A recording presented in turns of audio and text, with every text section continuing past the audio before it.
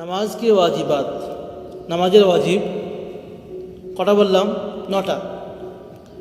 এখানে কিতাবে 9টা এসছে।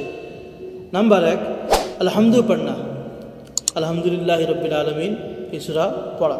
नंबर 2, उसके साथ कोई सूरत मिलाना, और संगे कोनो एक सूरा मिलिए पढ़ा। नंबर 3, हर फ़र्ज़ को अपने मौके पर अदा करना, समस्त फ़र्ज़ के निजेर जायगाय अदाय करा, यानी पहले खड़ा हो, फिर अल्हम्दु पढ़ना, फिर सूरत मिलाना, फिर रुकू करना, फिर सिजदा करना, যতগুলো জিনিস রয়েছে সবগুলো একটার পরে আরেকটা বা তরতিব আদায় করা ইতমিনানের সঙ্গে। नंबर 4, 2 रकात पर बैठना, दो रकात হয়ে গেলে বসা, 2 रकात হয়ে গেলে বসা।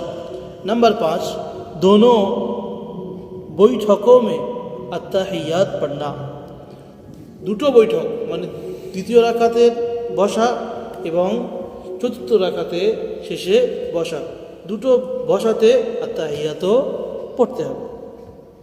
नंबर 6, वितर की नमाज में दुआए कुनूत पढ़ना, वितरेर नामाजे दुआए कुनूत पढ़ा, तृतीय राखाते केरात पढ़ार परे फिर हाथ तुले हाथ बेঁধে की पढ़ा? दुआए कुनूत पढ़ा। कि एटा वाजिब। नंबर 7, अस्सलामु अलैकुम व रहमतुल्लाह कहकर सलाम फेरना, अस्सलामु अलैकुम व रहमतुल्लाह बोलते बोलते की करते হবে? सलाम फेराना। नंबर 8, हर चीज़ को इत्मीनान से अदा करना, यानी बहुत जल्दी जल्दी ना करना, समस्त जिनिस के नामाजेर समस्त रुकुन के आराम से आदाय करा, মানে তাড়াহুড়ো না করা।